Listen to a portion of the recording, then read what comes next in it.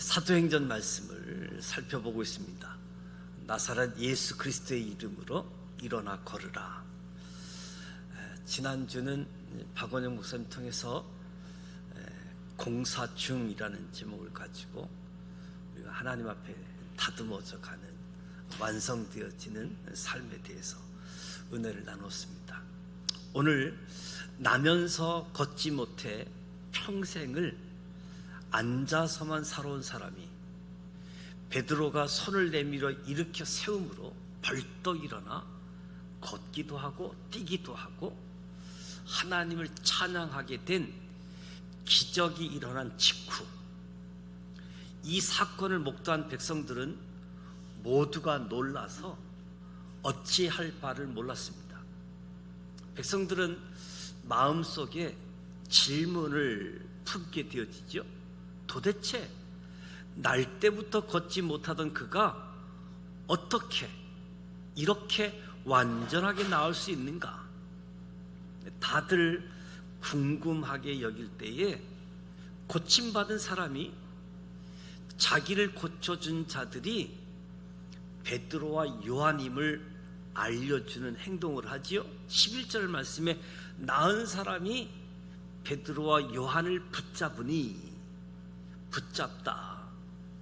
나은 사람이 걷기도 하고 뛰기도 하고 찬양을 하다가 베드로와 요한을 보자 붙잡았습니다. 두 사도의 등을 껴안으면서 그들을 떨어지지 않으려 했던 거지요. 이때 많은 사람들이 보다 넓은 솔로몬 행각에 모여들었습니다.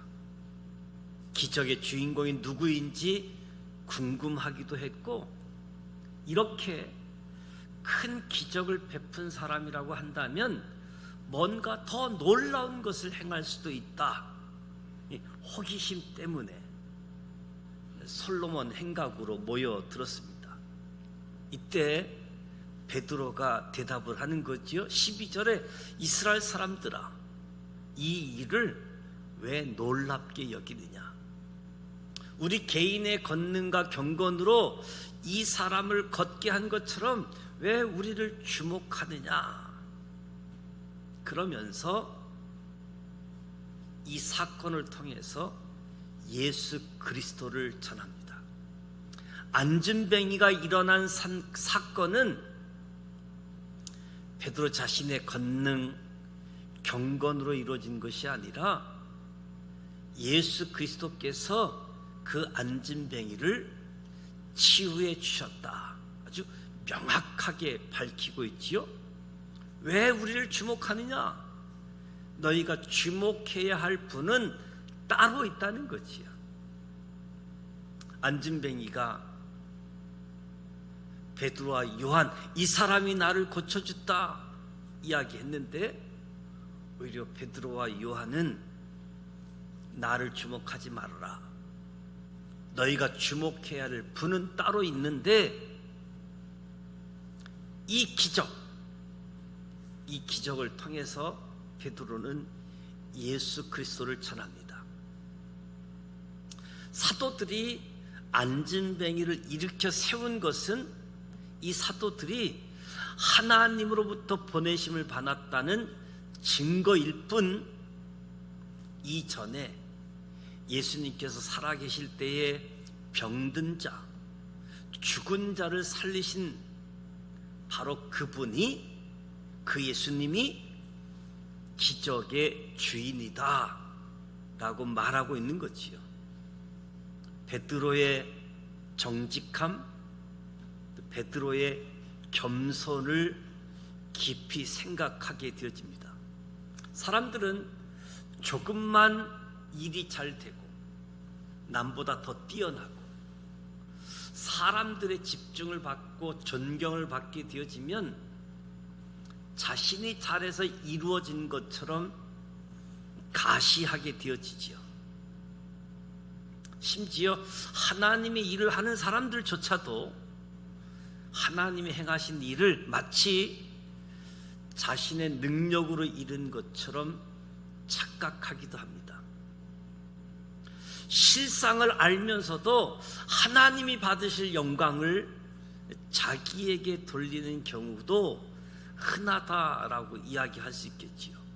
그런데 베드로는 정직했습니다. 너희가 주목할 분은 따로 있다.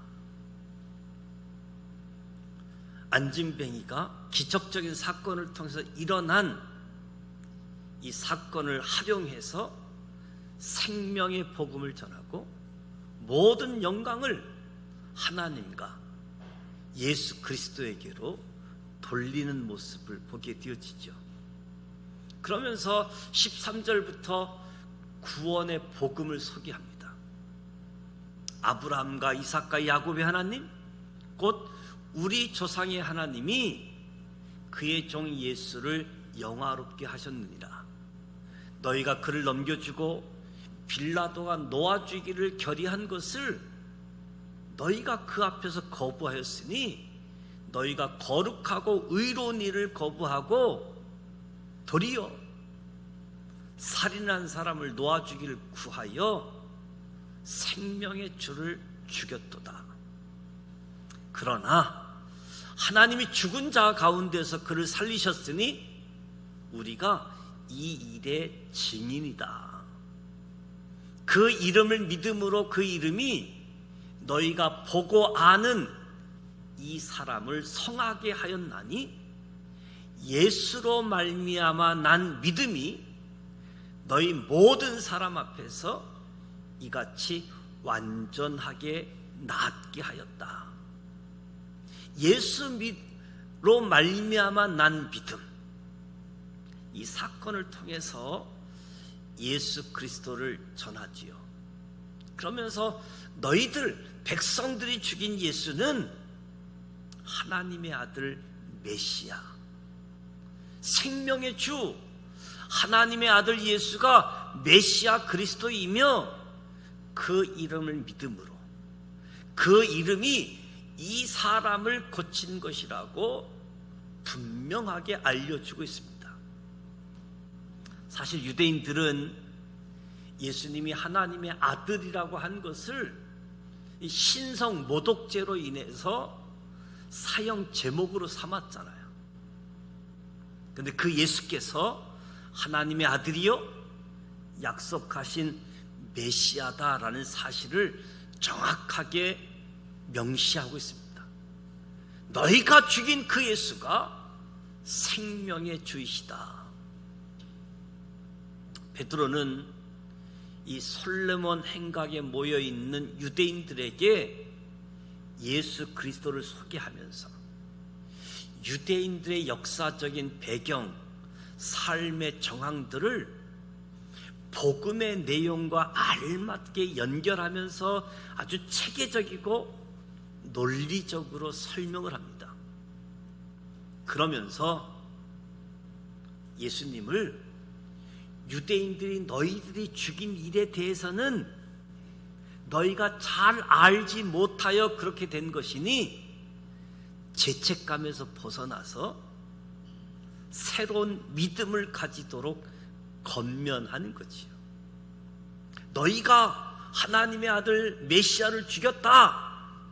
근데 잘 알지 못해서 그런 것이니 이제 그 죄책감에서 벗어나서 새로운 믿음을 가지도록 17절에서 19절에 권면하고 있지요. 형제들아 너희가 알지 못하여 그리하였으며, 그러면서 구원의 길을 제시하는 겁니다. 그들이 어떻게 해야 하는지 구체적인 방법을 알려주면서 새로운 희망을 전하게 되어집니다. 너희가 회개하고 돌이켜 너희 죄 없이 함을 받으라. 회개하고 돌이켜서 너희 죄 없이 함을 받으라. 예수님의 결백에 대한 빌라도의 판결, 빌라도의 변호에도 불구하고 그리스도를 사형에 처한 백성들의 죄는 크지만 알지 못하고 한 당신들에게 하나님께서 자비를 베푸실 것이므로 두려워하지 말라. 두려워하지 말라. 담대히 하나님 앞에 나와 회개하고 제 사함을 받으라. 구원을 전하고 있는 거지요. 베드로의 전도 설교를 읽으며 우리도 구원의 희망을 갖게 하는 거지요. 베드로의 설교, 베드로의 전도 설교, 실제로 우리가 살아오면서 몰라서 행했던 죄악들이 많았습니다. 깨달음이 없었기 때문에 원망을 가졌고, 남의 탓을 하면서 분노와 아픔으로 보낸 시간들이 있었던 거지요. 깨달음이 없었기 때문에, 몰라서, 예수님을 알지 못했기에 하나님을 배반하고 대적하는 일조차 있었는데, 너희가 알지 못해서 너희 관리들도 그리한 줄 아노라. 하나님은 이 모든 일들을 이해하시고 새로운 기회를 베풀어 주신다. 저와 여러분도 이렇게 깨닫게 하시고 기회를 주실 때 회개하고 돌이켜 죄의 용서, 죄의 사함을 받아야지 된다. 그러나 이런 사실을 전해 듣고도 깨달았지만 받아들이지 않고 강팍해서 거부한다면 무서운 심판이 기다리고 있을 것이라고. 그래서 22절에서 23절에 이야기합니다. 모세가 말하되 주 하나님이 너희를 위하여 너희 형제 가운데서 나 같은 선지자 하나를 세울 것이니, 나 같은 선지자 하나, 너희가 무엇이든지 그의 모든 말을 들을 것이라. 누구든지 그 선지자의 말을 듣지 아니하는 자는 백성 중에서 멸망하리라. 하나님이 몰라서 그렇게 해서 이해하고 깨닫게 하고 돌이킬 기회를 주었는데 또다시 받아들이지 않고 거부한다면 무서운 심판, 멸망을 받으리라. 그러니까 하나님께서 기회를 주시고 은혜를 베푸는 날에 우리의 마음의 문을 열고 구원의 은혜를 받아야지 됩니다. 그리고 새로운 약속의 자손으로서 우리를 선택하셔서, 나를 선택하셔서 이 땅의 모든 사람들이 복을 받고 구원을 얻게 한다고 하였습니다. 이것이 오늘 구원받은 백성, 먼저 믿은 사람들이 하나님으로부터 받은 새로운 사명이자 약속의 말씀이지요.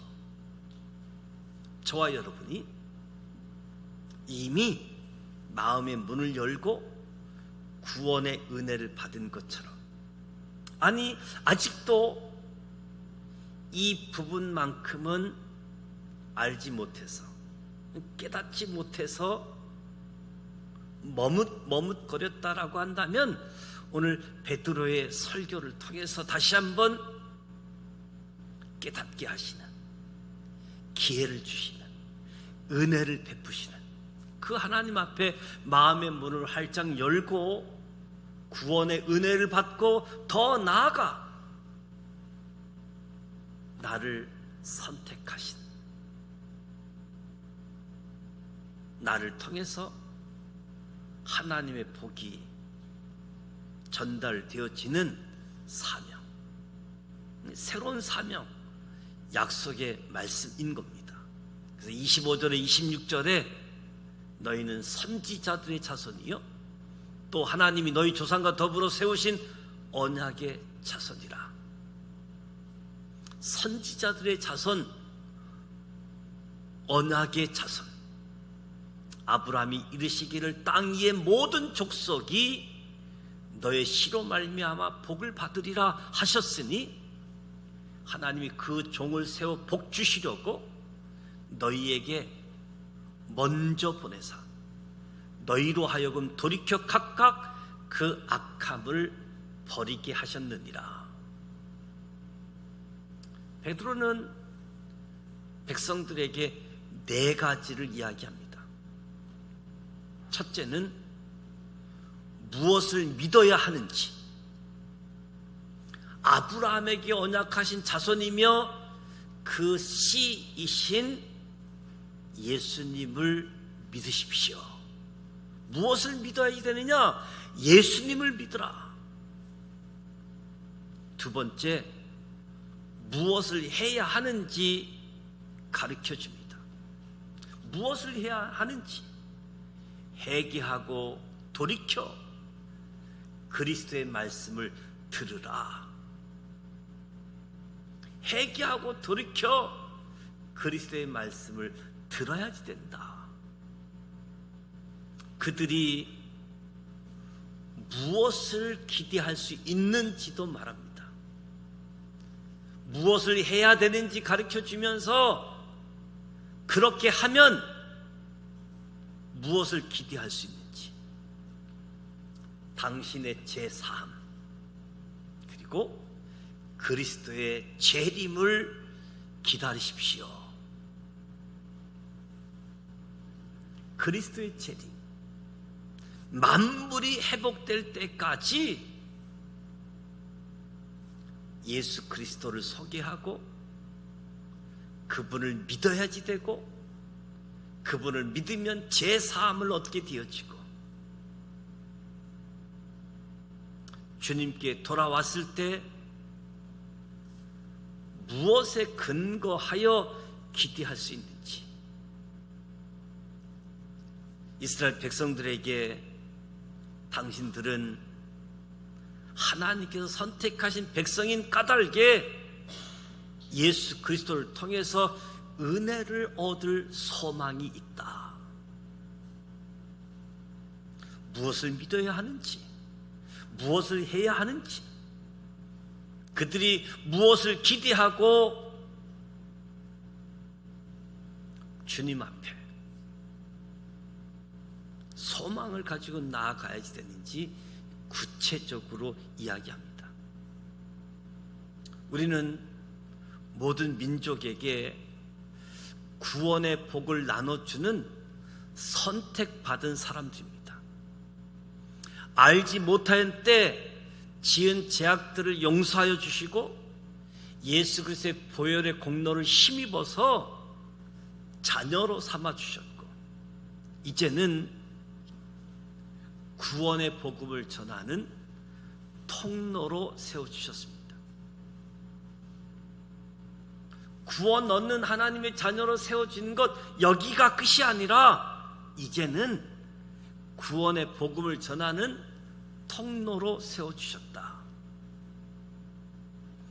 베드로와 요한은 성전 미문 앞에서 갑자기 겪은 안진뱅이의 치유 기적을 통해서 수천 명의 사람들에게 복음을 전할 수 있는 기회를 얻었고, 그 기적과 복의 통로로 쓰임을 받았습니다.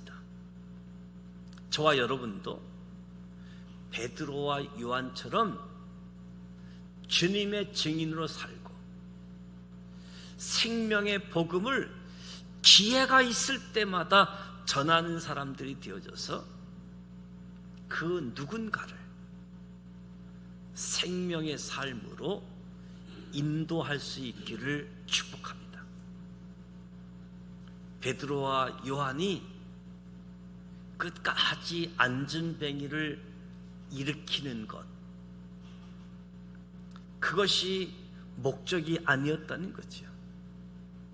그 놀라운 사건을 통해서 예수님이 누구인지 복음을 소개하고 예수 그리스도를 믿어야 된다. 믿지 않으면 심판이 이른다. 우리는 기회 있을 때마다 복음을 전해야 되는데 어느 때까지? 만물이 회복될 때까지. 주님 다시 오시는 날, 만물이 회복되어지는 그날, 주님 다시 오는 그날까지 구원 주신 그 은혜, 그 감격을 가지고 복음 전하는 특권을 가지고, 그래서 복음 전하다가 주어지는 고난도 내가 복음 전하기 때문에 이런 일들을 만나는구나, 이런 일들을 경험하는구나. 오히려 기쁨으로 고난, 핍박들을 감당하면서 죽어가는 영혼을 생명을 주어서 살려내는 저 천국 하늘,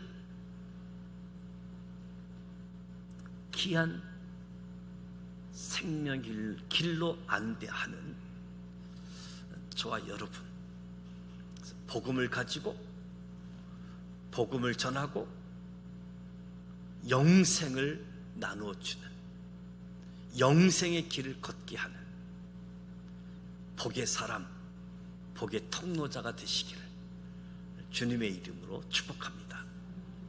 저와 여러분은 복의 사람이고 복의 통로자입니다. 그 복을 가지고 머물러 있지 말고 내가 있는 삶의 자리에서 땅 끝까지, 만물이 회복될 때까지 복음을 증거하며 나아가는 우리 모두가 되시기를 주님의 이름으로 축복합니다.